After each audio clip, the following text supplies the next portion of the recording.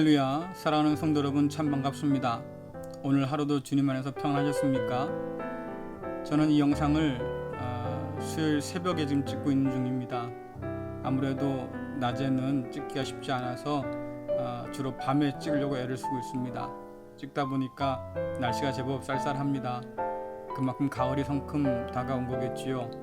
여러분, 환절기에 더 건강 조심하시고 또 밝은 모습으로, 기쁜 모습으로 함께 만나서 예배할 날을 고대하고 있습니다. 저한테는 이 영상이 참 소중합니다.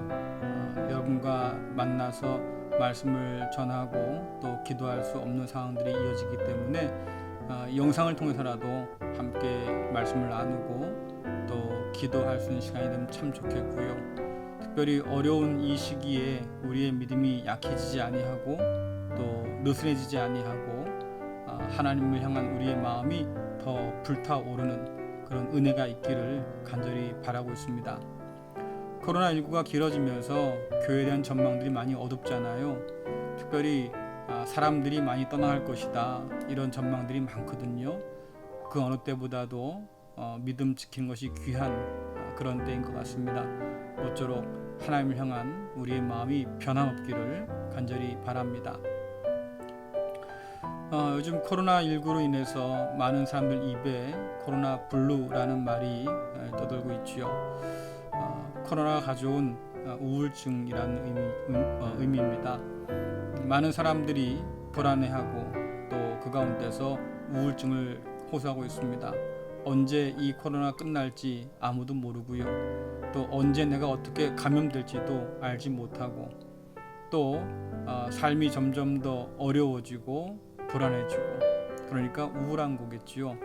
이 우울함이 때로는 분노로 표출되기도 하고 때로는 극단적 절망으로 표현되기도 합니다. 그만큼 우리 사회가 코로나로 인한 우울증이 크다는 것을 우리가 알 수 있습니다. 요즘 같은 시대에 우리 믿는 사람들은 무엇을 의지하며 살아야 할까요? 세상에 믿을 게 뭐가 있어? 하나도 없어. 이런 세상인데 우리가 똑같이 말해야 되는 걸까? 아니면 우리는 다른 뭔가 믿는 것이 있는 걸까? 사실 이것이 요즘 가장 큰 고민 가운데 하나입니다. 목사가 별걸 다 고민한다 할지 모르겠지만 실질적으로 제가 고민되는 건 바로 거기에 있어요. 과연 이 세상에서 우리가 말하는 대로, 고백하는 대로 하나님을 믿고 사는 걸까? 하나님을 의지하며 사는 걸까? 믿는 사람들에게 하나님을 믿고 의지하는 것이 힘일 텐데, 그분께서 우리에게 허락하신 그 언약을 바라보며 사는 것이 소망일 텐데, 과연 우리의 삶 가운데 그러한 모습이 드러나느냐 하는 거겠지요. 성경에 보면 하나님께서 우리를 하나님의 형상대로 만들었다고 말합니다. 여러분들, 하나님 형상으로 만들었다는 것이 무슨 뜻일까요? 많은 피조물들이 있지만 하나님께서 사람만 하나님 형상을 따라 만들었다고 그랬어요. 도대체 하나님 형상을 따라 만든 것은 무슨 의미가 있을까? 저는 세 가지로 한번 생각해 보았습니다. 첫 번째는요, 하나님의 형상으로 지음 받았다고 하는 것은 하나님이 우리를 무척이나 사랑한다는 뜻입니다. 이것이 하나님 형상 가운데 담아두신 하나님의 은혜이고 언약이에요. 하나님의 형상을 가진 사람은 하나님의 사랑을 받습니다. 시편 8편의 시인이 세상 천지 만물을 감상하다가 문득 깨달은 것이 있었어요. 하나님이 정말로 우리를 사랑하시는구나. 그래서 그가 뭐라고 노래합니까? 4절 보니까 사람이 무엇이기에 주께서 그를 생각하시며 인자가 무엇이기에 주께서 그를 돌보시나이까. 이렇게 노래하고 있어요. 이게 무슨 뜻입니까? 여러분들, 우리가 뭐라고 하나님 이렇게 우리를 사랑해 주십니까? 이 뜻이에요.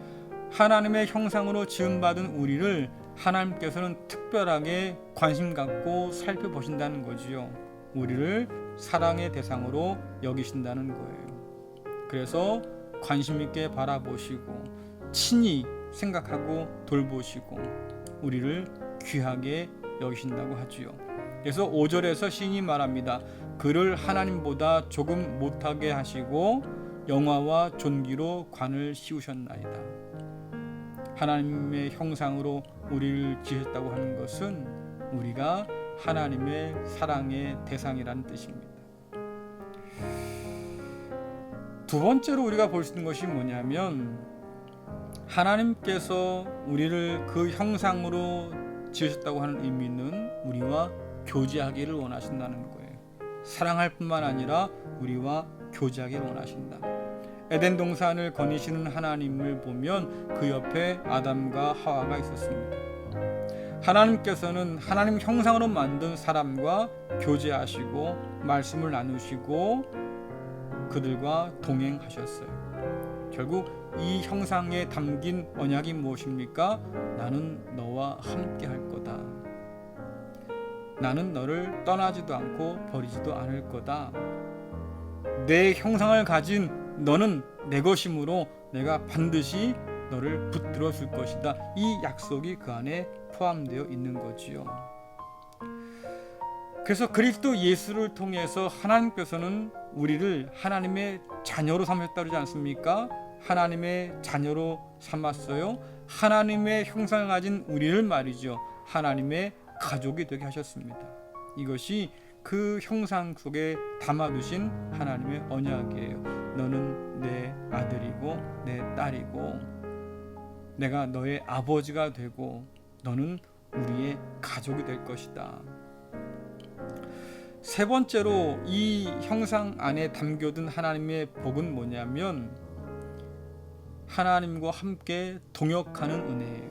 여러분들 6절 보시면 주의 손으로 만드신 것들을 다스리게 하시고 만물을 그의 발 아래 두셨으니 노래하고 있습니다. 무슨 뜻입니까?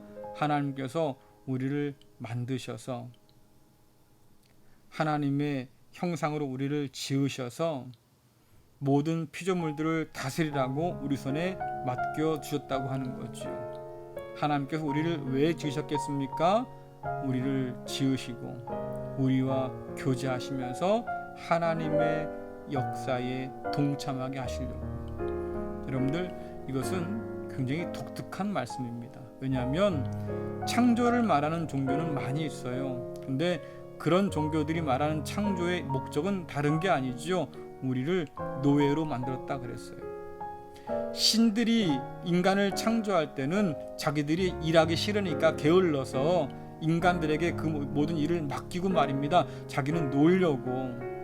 이것이 창조의 목적이라고 그래요. 그러나 성경의 하나님은 그렇지 않습니다. 성경의 하나님은 오늘도 일하시는 하나님이잖아요. 하나님께서 일하지 않으시면 이 세상의 모든 것들이 다 무너지고 말 거예요.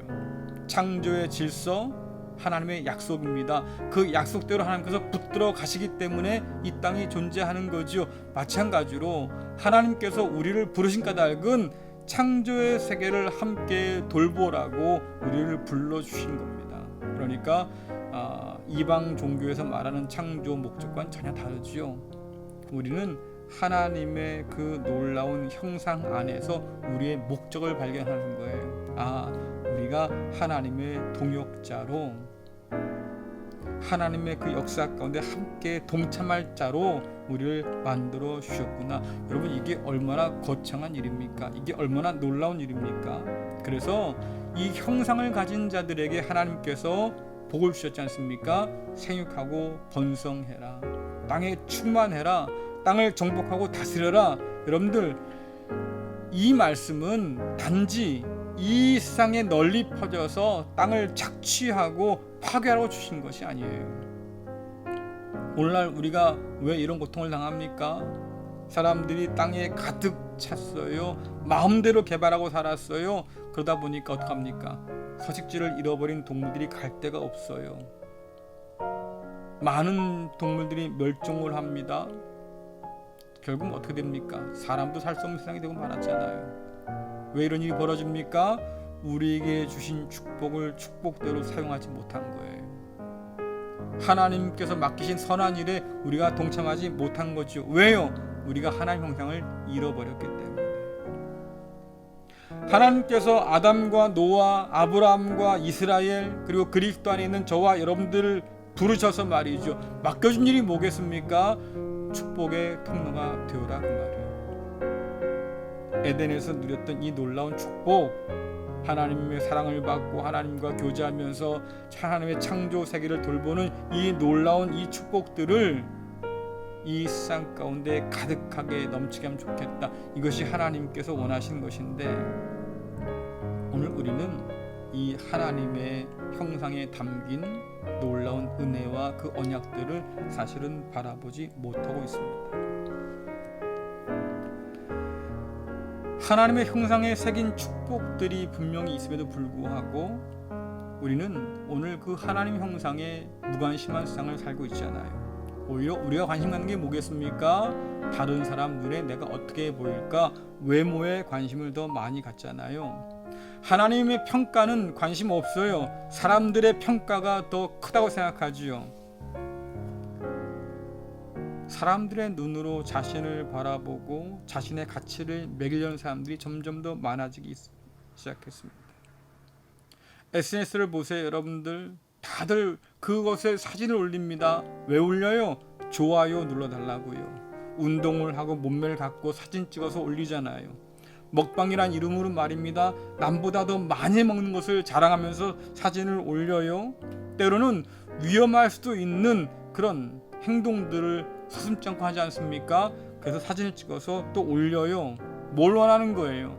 이 사진 보고 평가해 주시고 좋아요 눌러주세요. 사람들의 인정을 구하고 사람들의 인기를 구하고 사람들의 사랑을 지금 갈구하는 거예요. 남보다 더 튀고 돋보여야 가치를 인정받는다고 생각하는 거지요. 하나님을 얼마나 더 닮았는가 이게 문제가 아니고요. 세상을 얼마나 더 닮았는가 이것이 인기의 척도라고 사람들은 생각하고 있지 않습니까? 하나님 형상 관심 없어요.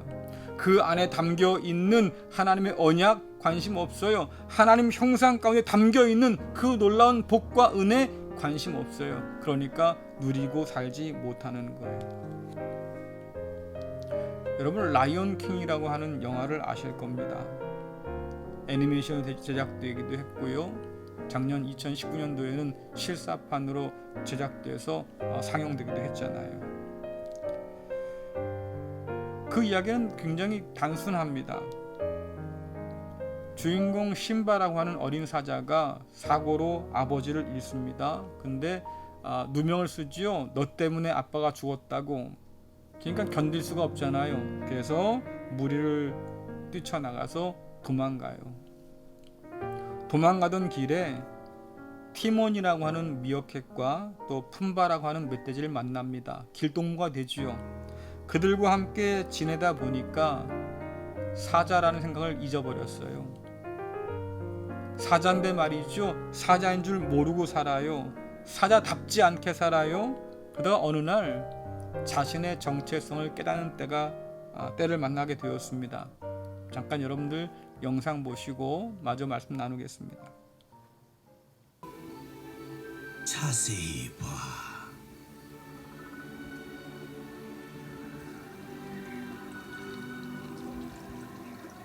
아버진 네 안에 살아계셔. 심마. 아버지?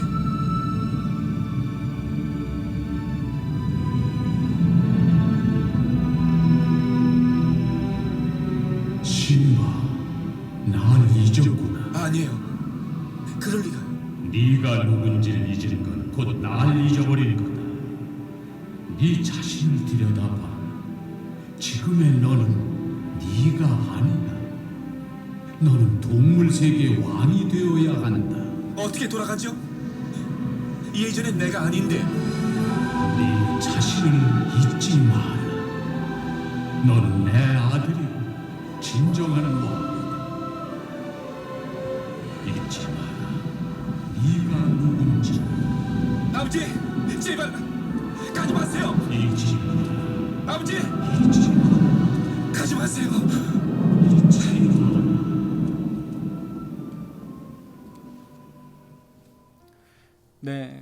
영상 속에서 아버지의 환영을 만나지요. 그 환영을 통해 듣는 음성이 뭡니까? 네가 누구인지 잊지 말아라. 기억해라. 너 자신을 잊고 사는 것이 곧 나를 잊고 사는 것이다. 난 너를 한 번도 떠난 적이 없는데 제발 네가 누구인지 잊지 말아라. 여러분, 하나님께서 저와 여러분에 그러지 않겠어요? 하나님 형상으로 우리를 만들어 주셨는데 우리가 그 형상을 잊고 살아요. 그 형상 안에 놓여있는 언약도 잊고 살아요. 그러나 이제는 주님 안에서 빛을 얻은 사람이 되었습니다. 이제는 빛에 속한 사람이 되었어요. 이 차이, 전과 이제가 어떻게 차이 납니까? 바로 그리스도 예수 안에서 새로운 피조물이 되었기 때문에 나타난 차이잖아요. 그렇다고 하면 그리스도 예수 안에서 하나님의 형상을 회복한 사람이라고 하면 여러분들, 남의 눈이 아니라 이제는 하나님 눈으로 우리를 바라볼 필요가 있는 거죠. 남에게 사랑을 구하는 사람들이 아니라 그리스도 예수 안에서 우리에게 부어주신 그 하나님의 사랑을 맛보며 사는 것, 여러분, 그것이 하나님 형상을 회복한 사람들의 모습이에요. 하나님께서 우리를 통해서 일하신다는 사실을 믿고 그곳에서 삶의 의미와 목적을 찾는 것, 여러분, 그것이 하나님의 형상을 회복한 사람들의 모습이잖아요. 저와 여러분은 그리스도 예수 안에서 새로운 피조물이 된 사람들이고 하나님께서 창조 때에 우리에게 허락하셨던 하나님의 그 형상이 회복된 사람들입니다. 그렇기 때문에 그 안에 담겨 있던 놀라운 하나님의 은혜와 그 언약들을 언제든지 맛보며 살 수 있는 사람들이죠. 이것은 세상이 어떻게 돼도 바뀌지 않아요. 세상이 뒤집어져도 말입니다. 저와 여러분은 하나님의 사랑받는 사람이에요. 세상이 어땠든 간에 저와 여러분 말이죠, 하나님과 함께 동행하는 사람이에요. 세상이 얼마나 어렵고 힘들던 관계없이 말입니다. 저와 여러분은 하나님의 놀라운 역사 가운데 동참하며 사는 사람들이죠. 하나님의 가족된 사람, 하나님의 자녀된 사람, 그것이 곧 그리스도 예수 안에서 하나님의 형상이 회복된 사람이 누리는 복과 은혜예요. 세상이 어렵습니다. 하지만 우리 안에 새겨진 하나님의 형상은 변함이 없어요. 하나님께 여러분들 우리 자신을 드려서 정말로 이 세상 가운데 축복의 통로로 살아가는 저와 여러분 될 수 있기를 간절히 축원합니다. 무엇보다도 우리에게 이 형상 주신 하나님 잊지 말고요, 그 하나님 꼭 붙드셔서 이 때를 이겨내는 저와 여러분 될 수 있기를 간절히 축원합니다. 기도하겠습니다. 은혜로우신 하나님 아버지, 우리를 하나님의 형상으로 빚으셔서 사랑하시고 함께 동행해 주시고 하나님의 거룩한 역사에 동참케 하시니 참 감사를 드립니다. 그러나 주님, 우리의 죄로 인하여서 우리의 형상이 일그러지고 하나님께서 담아두신 그 언약대로 우리가 살지 못하고 아버지 하나님, 이 세상 가운데서 주와 상관없는 사람으로 살았습니다. 이런 우리를 다시 불러주셔서 하나님 형상을 회복시켜 주시고 또한 그 안에 담겨두신 복과 은혜를 누리게 하시니 참 감사합니다. 아버지 하나님, 세상이 어찌됐든 간에 그 가운데서 여전히 하나님의 사랑받는 자로, 하나님과 함께 동행하는 자로, 또 하나님께서 불러주셔서 맡겨주신 사명을 감당하는 그런 삶의 의미를 지닌 자로 살도록 인도하여 주셔서 이 어려운 때에 흔들리지 아니하고 하나님 영광 드러내며 살아가는 복인자 될 수 있도록 주여 역사하여 주옵소서. 예수님의 이름으로 기도드리옵나이다. 아멘.